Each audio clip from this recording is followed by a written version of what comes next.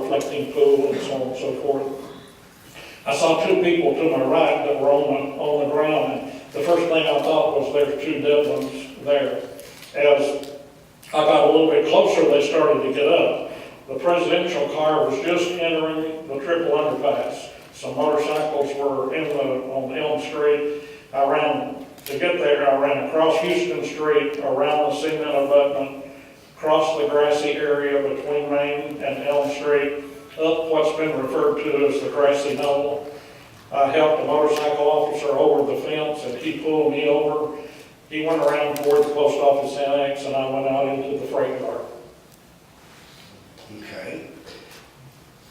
Did you know right away the president had been shot, or did you know just someone had shot? No, the rumor from the crowd was that the president had been shot and that Connolly had been shot, Governor Connolly had been shot. Okay, so that in itself has to be a little bit of a shattering moment for you. Oh, yes, very much so. But the officers that responded, myself and other officers that responded in the area, there wasn't any organized effort to do anything. Each of the officers were responding on their own initiative. And so later, as the search centered on the school book depository, they became more organized search. Okay, so let's talk about that for a few seconds. From when you heard the shooting, how long before it became apparent to you and the folks around you that the shots had come from the book depository? I think almost immediately for some, the search centered on the school book depository, because as I understand it, one of the reporters saw Oswald in the window, or saw a gun in the window, and so some centered on the school book depository immediately. I went out into the freight yard and searched the freight yard. I ran into a man that had been working on a freight car back there, and I was on a landing between two cars. And as he came down the side of the car, as he came abreast of the landing, he was looking down the barrel of my .45 automatic, and we both were scared, I think. But it turned out that he hadn't seen anybody run in, he hadn't heard anything, any shots, and he hadn't done anything back there. I also talked to a man by the name of Bauer, who was in the railroad control tower, and at that time he hadn't heard any shots or seen anybody running away or that shouldn't have been there in the railroad control tower. So, and then you went back to the book? Yes, the spectators and everything were up around the school book depository. I went up and talked with Mr. W.H. Betzner, who had taken some photographs just about the time of the shooting. I took him over to the sheriff's office, he and his wife over to the sheriff's office, confiscated their camera, and we developed their film, and it turned out he didn't have anything that was significant to the investigation. They made a statement, and then I returned to the school book depository. When I did that... You took their statement? I'm sorry? You took their statement? No, I didn't take their statements. Some of those stenographers there in the building took their statements. Okay. I went back over to toward the school book depository, searched the area along the hedge area and along the fence area, and I didn't find any indication that there had been any shooting from the fence area or the hedge area. If a shooter... Interrupt. Are you looking for evidence of somebody running away? Are you looking for shell casings? What are you looking for? You're just looking for anything that doesn't belong there. It basically is what you're looking for. In my judgment, if they fired from the hedge area, they would have had to be standing in the flower bed, and the flower bed was undisturbed. And so, you know how you can turn a flower bed and there gets to be a crust overnight, and the flower bed was undisturbed, so there wasn't anybody in the flower bed. Okay. So, when do you make your way into the building? To understand a little bit, the top floors of the school book depository were a storage warehouse, and battery-powered flashlights. We didn't have LED flashlights back then, and so we had large battery-powered dry cell flashlights. Several had been brought over from the sheriff's office, and I took one from the steps where they'd been brought. and went to the 6th floor. Just happened to be, they were searching each floor of the school book depository, and I just happened to be one of the officers that went to the 6th floor. When we got to the 6th floor, I lined up along the east wall of the school book depository, and we began searching for, and again, you're looking for something that didn't belong there. Deputy Sheriff Eugene Boone, who came to the 6th floor, also found what's been referred to as the sniper's nest over in the southeast corner of the school book depository. I wanted to ask you, did you get to see the so-called snipers? Oh yes, he found that area, and the officers that were with me, as curious as you would be, you know, we had to go over and take a look at it. And there were shell casings? There were a couple of cases of books that could be used for a rifle rest, a partially eaten chicken meal, and some shell casings on the floor. Could you still smell gunpowder? No. Just curious. I don't know that much about that. No. Then we went back to search across the 6th floor.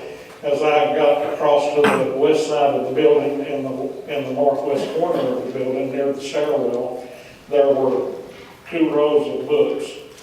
There was a crevice between the 2 rows of books. The books were 2 cases high. The top row of books had been pushed across so as to conceal the crevice. It looked to me like somebody had set that up beforehand, and they could come running across the floor to hide the weapon, shove the weapon in the crevice, and then hit the stairwell going down. Oswald was stopped by a city police officer in the stairwell, down around the 4th floor or something like that. Mr. Truly, who was the supervisor of the school book depository, said he works here. And like I said, you're looking for something that doesn't belong. So they let him go. But as it turned out, they evacuated the building into a parking lot, a fenced parking area next door to the building. And one of the secretaries, as I understand it, came up and said, I don't know if you want to know it or not, but one of the employees is not here, Lee Oswald. And a notice went out on the police band radio as to what his description was. And I think Officer Tippett over in Oak Cliff saw somebody on the sidewalk that answered the general description that was given over the police radio. And that's when Oswald, he got out of his car to investigate, and that's when Oswald shot and killed him. You're getting ahead of my story. Okay, I've only got ahead of myself. Let me ask you just a couple of minor things. When you found the rifle, did it seem to you that it had been fired? Did it seem to you that it had been fired, the rifle? Is there any way to tell?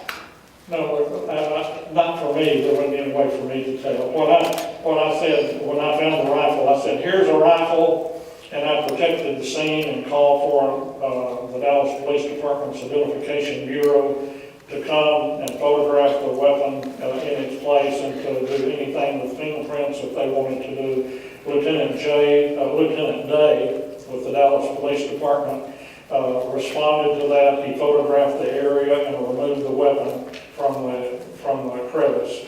The pictures that you've seen in the media where somebody was holding the rifle up, that was either Lieutenant J.C. Day or Captain Will Fritz, who was the commander of the homicide department. And of course, after the forensics. This is after the fact, yes, that's correct. Now, some people make a big deal out of the fact that this Italian gun is very much like a Mauser. Okay, I understand. Did you report it as a Mauser? Yes. As a matter of fact, I said that at first. It looked like a Mauser.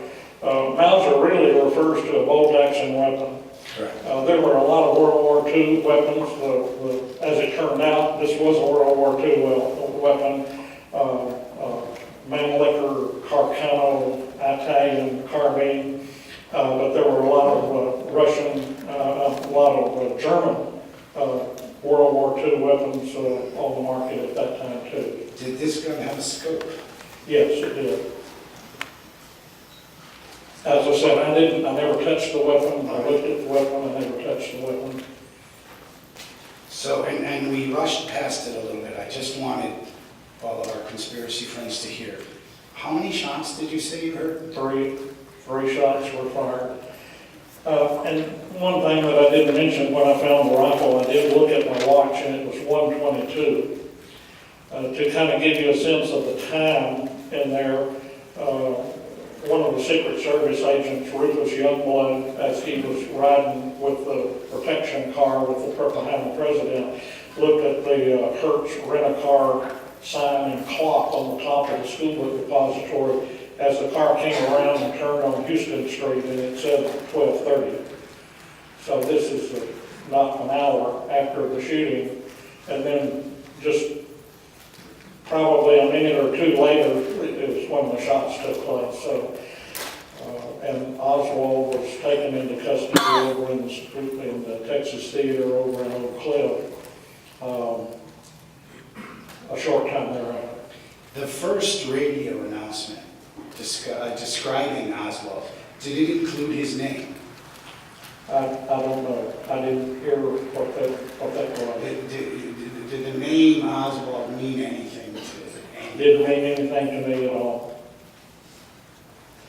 After you surrendered the rifle to the Dallas Police Department, if I can be so dull as to ask, what did you do the rest of the day? And were you involved in the manhunt? Were you... Well, I went back over to the sheriff's office and made my report to the sheriff, even though I was just kind of stunned by the magnitude of the events of the day. And then I just, I don't know that it's possible for me to really describe the chaos that was in the sheriff's office and in the criminal court building.